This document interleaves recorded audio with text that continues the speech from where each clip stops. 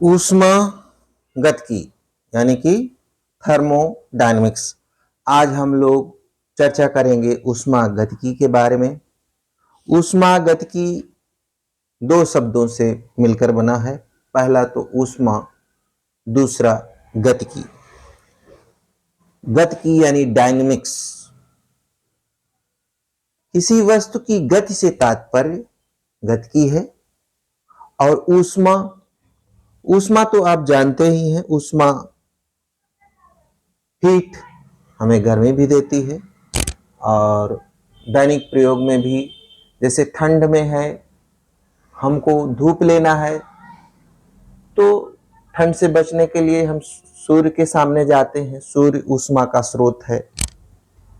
आग तापते हैं, आग ऊष्मा का स्रोत है। अब प्रश्न उठता है कि ऊष्मागतिकी से तात्पर्य क्या है, ऊष्मागतिकी में हमको पढ़ना क्या है और इसकी विषय वस्तु क्या है। तो सबसे पहले यही है कि ऊष्मागतिकी विज्ञान की वह शाखा है जो ऊष्मा तथा यांत्रिक कार्य में परस्पर संबंध का वर्णन करती है। अर्थात ऊष्मा तथा यांत्रिक कार्य के परस्पर रूपांतरण से यह विज्ञान संबंधित है। यानी कि ऊष्मा, ऊष्मा क्या है, हीट, और यांत्रिक कार्य क्या है, इसको हम वर्क से डोनेट करते हैं, W। तो इसी में रूपांतरण को ही ऊष्मागतिकी में अध्ययन का आधार बिंदु बनाया जाएगा। अब प्रथम दृष्टया देखिए, ऊष्मा जैसे ठंड में ही ले लीजिए तो हम डायरेक्ट सूर्य से भी धूप ले सकते हैं, ऊष्मा ले सकते हैं, जिससे गर्मी बढ़ेगी, ताप बढ़ेगा। दूसरा, अगर ठंड लग रही है तो हाथों को रगड़ करके आग से भी ले सकते हैं, या परिश्रम करके, एक्सरसाइज करके भी शरीर को गर्म किया जा सकता है। तो एक तो ये ऊष्मा हम डायरेक्ट लेते हैं। दूसरा, यांत्रिक कार्य करके, कार्य करने से क्या हुआ, उसमें भी ऊष्मा उत्पन्न होती है, गर्मी उत्पन्न होती है और ताप बढ़ता है। तो ताप बढ़ेगा यानी कि यहां पर यांत्रिक कार्य हो रहा है, यहां कार्य के द्वारा ऊष्मा उत्पन्न की जा रही है और यहां पर सीधे ऊष्मा ली जा रही है। अब इसमें कॉमन बातें क्या हो गई कि ऊष्मा से भी हमको ताप प्राप्त होता है, शरीर का टेम्परेचर बढ़ता है, और यांत्रिक कार्य से भी ताप बढ़ता है। और उदाहरण ले तो लोहे का टुकड़ा है, उसको आग में डालकर भी गर्म किया जा सकता है, हथौड़े से पीट कर भी गर्म किया जा सकता है।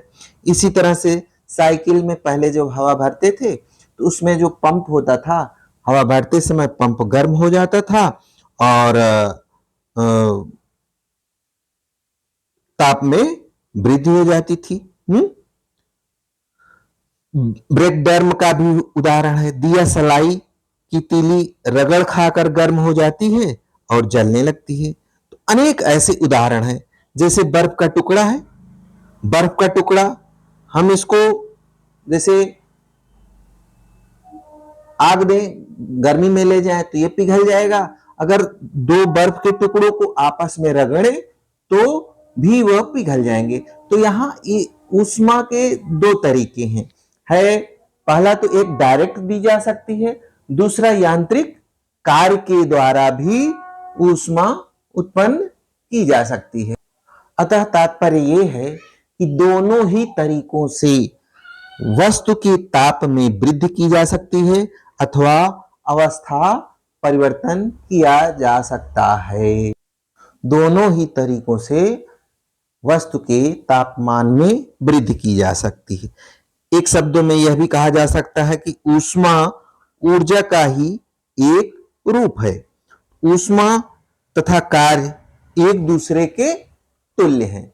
ऊष्मा क्या है, ऊर्जा का एक रूप है। ऊष्मा और कार्य एक दूसरे के तुल्य हैं। वो तुल्यता में संबंध क्या है? 1 किलो कैलोरी बराबर 4.18 गुणे 10 की घाते 3 जूल के। 1 किलो कैलोरी बराबर 4.18 गुणे 10 की घाते 3 जूल के, अर्थात 1 कैलोरी बराबर होता है 4.18 जूल की। यानी अगर हम Q कैलोरी ऊर्जा लेते हैं तो उसमें 4.18 से गुणा करने पर 4.18 जूल ऊष्मा या ऊर्जा हमको प्राप्त होगी। अर्थात जब Q कैलोरी ऊष्मा और W जूल कार्य एक दूसरे के बराबर है, Q कैलोरी ऊष्मा और W जूल कार्य एक दूसरे के बराबर हैं, तो W बराबर 4.18 कैलोरी के। ये हमारा प्रमुख सूत्र है, जहां 4.18 इसको हम J से डिनोट करेंगे, जिसे हम कहते हैं कि तुल्यता गुणांक या परिवर्तन गुणांक। अब ऊष्मागतिकी कुछ नियमों पर आधारित है। पहला शून्यांक का नियम है, दूसरा ऊष्मागतिकी का प्रथम नियम, तीसरा द्वितीय नियम, चौथा है तृतीय नियम। तो सबसे पहले हम समझते हैं कि थर्मोडायनेमिक वेरिएबल्स यानी ऊष्मागतिकी चर, ऊष्मागतिकी किन अवयवों पर निर्भर करती है।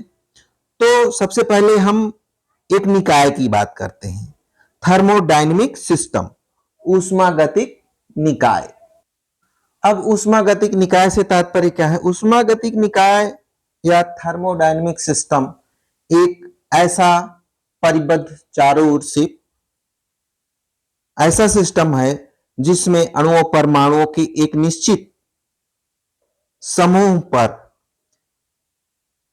निश्चित दाब, आयतन, ताप हो। तो उसको हम क्या कहेंगे? दाब हो, आयतन हो, ताप हो जो अपरिवर्तित हो, तो हम इसको कहेंगे थर्मोडायनेमिक सिस्टम यानी ऊष्मागतिक निकाय। अब इसमें आंतरिक ऊर्जा भी होगी और मोल अणुओं की संख्या पर भी इसकी डिपेंडेंसी होगी। तो ऊष्मागतिक के पैरामीटर्स क्या हो गए? पहला दाब हो गया, दूसरा आयतन हो गया, तीसरा ताप, चौथा आंतरिक ऊर्जा, पांचवा क्या हुआ? पर मोल्स की संख्या। इन्हीं के पदों में इसकी व्याख्या की जा सकती है।